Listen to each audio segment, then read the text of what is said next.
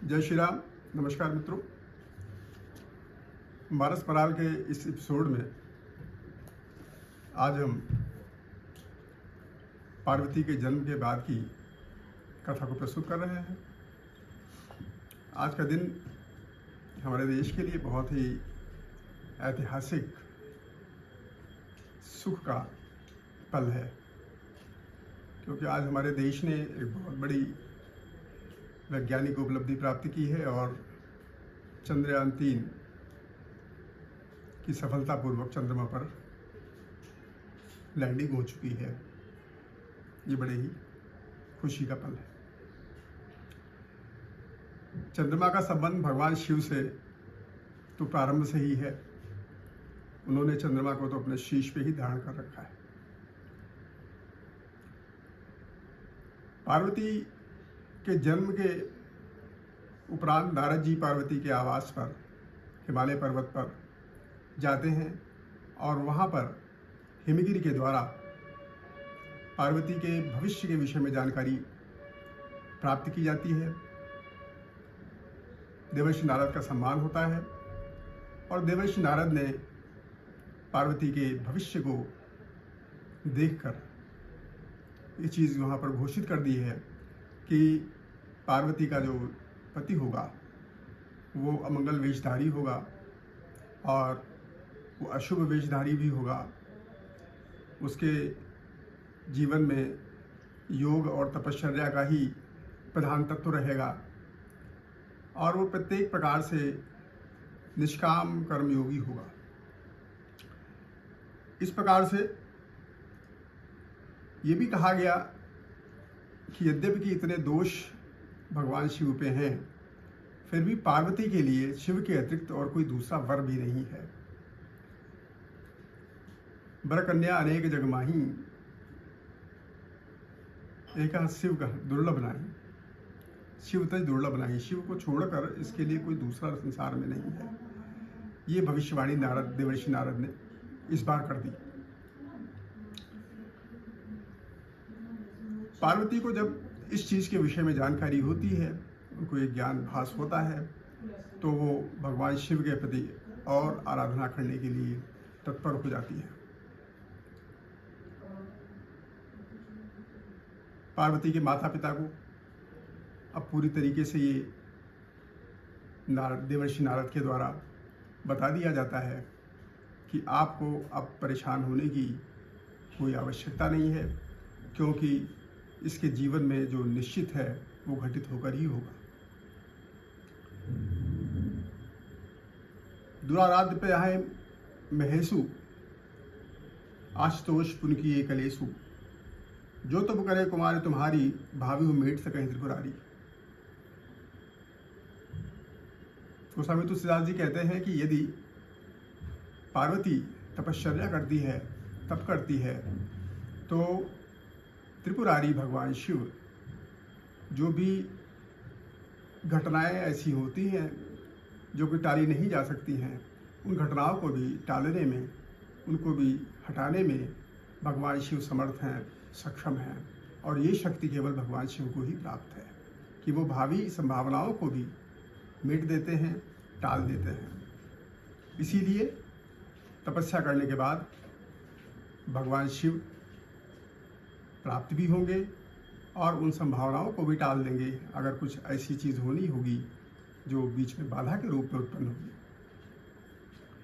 जो तब करे तुम्हार कुमारी तुम्हारी, भावी मेट सके त्रिपुरारी, जब भी अनेक जग माही, एका शिव तज दूसर नाही। ये चीज़ अब पूरी तरीके से परिपक्व हो चुकी है कि इस पार्वती का ये जन्म जो है ये केवल शिव के ही लिए हुआ है, शिव को ही प्राप्त करने के लिए हुआ है और इसका उद्देश्य अब कुछ और नहीं है। ये नारद जी ने समस्त रेखाओं को देखने के उपरांत इस चीज़ का उद्घाटन किया। देवर्षि नारद त्रिकालज्ञ थे और वो जान गए थे कि अब माता जगतजननी पार्वती भवानी, जो कि इस बार उमा के वेश में आई हैं, उमा का रूप लेकर आई हैं, वो शिव से इनका अब किसी भी प्रकार से पार्थक्य नहीं होगा। किसी प्रकार से ये शिव से अब अलग नहीं हो सकती है। लेकिन इसके लिए, प्राप्त करने के लिए उमा को, पार्वती को बहुत तपस्या करनी पड़ेगी, क्योंकि पार्वती यदि तप नहीं करेगी तो अभी उनके अंदर जो क्षमता है शिव को प्राप्त करने की, वो पूर्ण नहीं होगी। ये क्षमता उत्पन्न करने के लिए पार्वती को एक जटिल तप, एक कठिन तपस्या के मार्ग से गुजरना होगा। और अभी वो कुमारी है, अभी कम उम्र की है, इसलिए उसके अंदर ये सब भावनाएं भरना कोई आसान काम नहीं है। इच्छित फल बिन शिव अपराधे, लाहे न कोटि जोग जब साधे। बिना शिव की आराधना किए हुए, बिना शिव को की तपस्या किए हुए कोई भी चीज़, कोई भी फल प्राप्त नहीं किया जा सकता। कोट जप, यज्ञ, उपासना आप कर लीजिए, लेकिन बिना शिव की आराधना के इसे प्राप्त नहीं किया जा सकता। आपने पिछले जन्म में देखा होगा कि सती के यहाँ दक्ष ने शिव का अपमान किया था, और उस अपमान का परिणाम क्या निकला था कि पूरा का पूरा जो यज्ञ था वो विध्वंस हो गया था, क्योंकि उसमें शिव का पूजन नहीं हो रहा था, शिव की आराधना नहीं हो रही थी। शिव जो है वो, उनकी आराधना किया जाना हमारे धर्म में परम आवश्यक है, क्योंकि वो परमेश्वर हैं, वो महादेव हैं, वो सबका कल्याण करते हैं। इसकी अनिवार्यता सिर्फ इसीलिए है कि वो सबका कल्याण भी करते हैं, इसमें किसी प्रकार का वो बैर भाव ध्यान नहीं रखते। अस कही नारद सुमिर हरि गिरिजहि दीन शीश, होई यह कल्याण संशय तजो गिरीश। इस प्रकार देवर्षि नारद सब लक्षणों को व्यक्त करते हुए, पार्वती के जीवन के विषय में सारी बातें बताते हुए, उन दोषों के विषय में बताते हुए, और ये भी बताते हुए कि तपस्या करने के उपरांत भगवान शिव इनको प्राप्त होंगे, ये आशीर्वाद देते हुए गिरिजा को और पार्वती को आशीर्वाद देते हुए देवर्षि नारद ये कहते हैं कि भगवान शिव इसका कल्याण करेंगे, क्योंकि ये भगवान शिव को प्राप्त करने के लिए तपस्या करेगी। ये आशीर्वाद देवर्षि नारद ने पार्वती को उसके अगले जीवन के लिए, जगन जीवन को प्राप्त करने के लिए ये आशीर्वाद प्रदान किया। अब यहाँ पर माता पिता के रूप में गिरिजा और मैना दोनों चिंतित हो जाते हैं। वो कहते हैं कि इस प्रकार से कोई ऐसी गलती हम लोगों से ना हो जाए जिससे इसके पुत्री के जीवन में कोई परेशानी पैदा हो जाए, कोई उसको कष्ट प्राप्त हो जाए, इसलिए वो थोड़ा परेशान भी है। लेकिन ये देवर्षि नारद ने पूरी तरीके से स्पष्ट कर दिया है कि इस पुत्री को प्रत्येक दशा में भगवान शिव ही पति के रूप में प्राप्त होंगे, क्योंकि ये सारे के सारे जो लक्षण हैं पति के, वो सब शिव के अंदर ही देखे जा रहे हैं, किसी अन्य देवता में नहीं है। इसलिए ये संभावना पूरी तरीके से ये संभावना है कि शिव ही इसके पति होंगे। तो अब पति के विषय में तो संदेह ही नहीं रह गया, पति को प्राप्त कैसे किया जाए।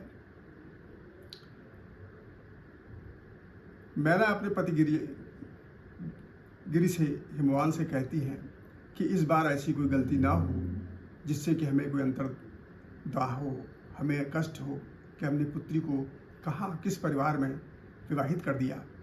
इसलिए बहुत समझने की ज़रूरत है, बहुत ध्यान रख के ही कोई कदम उठाया जाए। लेकिन अब जो तुम्हें सुता पर नेहू तो वह जाए सिखावन देहू, अपनी पुत्री पर यदि आपको स्नेह है तो उसको यही शिक्षा दीजिए जिससे कि वो भगवान शिव को प्राप्त करने के लिए प्रयास करे। करे सो तब जही मिले महेशु, आन उपाय न मिटी कलेशु।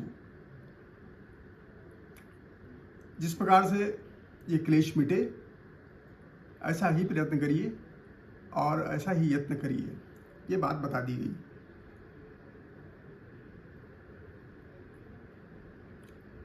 अब यहाँ पर पार्वती भी एक स्वप्न देखती हैं।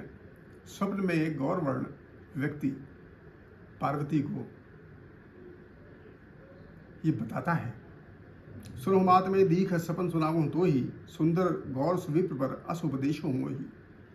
मेरी माता, मैंने एक स्वप्न देखा है और उसमें एक गौरवर्ण व्यक्ति जो है वो मुझको एक उपदेश दे रहा है।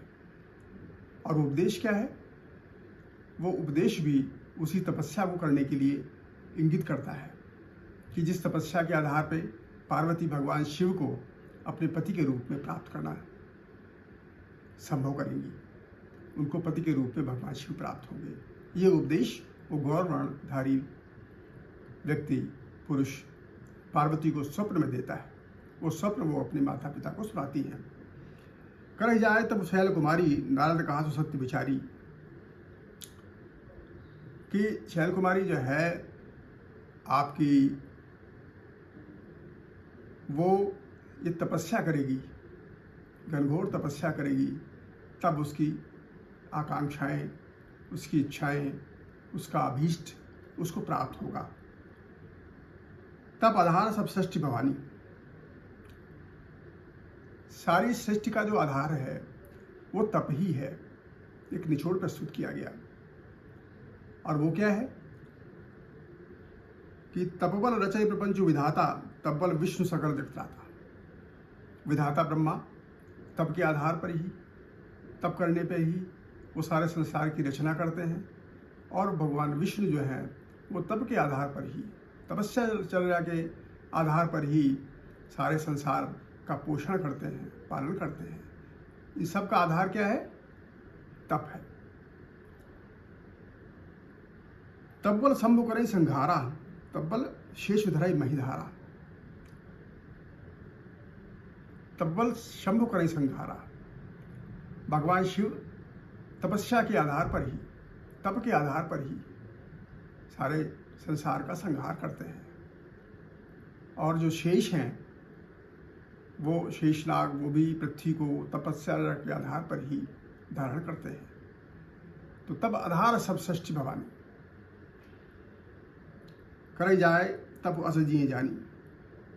आपकी पुत्री पार्वती ये निश्चित करके अपने मन में ये संकल्प लेकर के कि सारे की सारी शक्तियाँ, जो भी कुछ प्राप्त करना हो, जो भी अभिष्ट हो, वो भी तपस्या चर्या के आधार पर ही किया जा सकता है। क्योंकि भगवान ब्रह्मा, विष्णु और महेश जो भी अपने जगत में अपने कार्यों को करते हैं वो तपस्या के आधार पर ही करते हैं। ये तपस्या ही है जिसके आधार पर उनको सफलता प्राप्त होती है और सारे संसार का नियमन होता है। ये सारा संसार एक धुरी पर जो चल रहा है, एक क्रम में जो चल रहा है, इसकी जो संसार की जो गति है उसका आधार एकमात्र तपस्या है। वो तपस्या चाहे ब्रह्मा जी को करनी हो, चाहे वो तपस्या भगवान विष्णु को करनी हो, चाहे वो तपस्या भगवान शिव स्वयं कर रहे हो। इसलिए भगवान शिव को प्राप्त करने के लिए भी आपकी पुत्री पार्वती को घनघोर तपस्या करनी पड़ेगी। ये बात जब मैना और हिमवंत को पार्वती ने बताई तो इसको स्वीकार करते हुए, इस पे सहमति जताते हुए माता पिता ने पार्वती को तपस्या करने के लिए अनुमति प्रदान कर दी।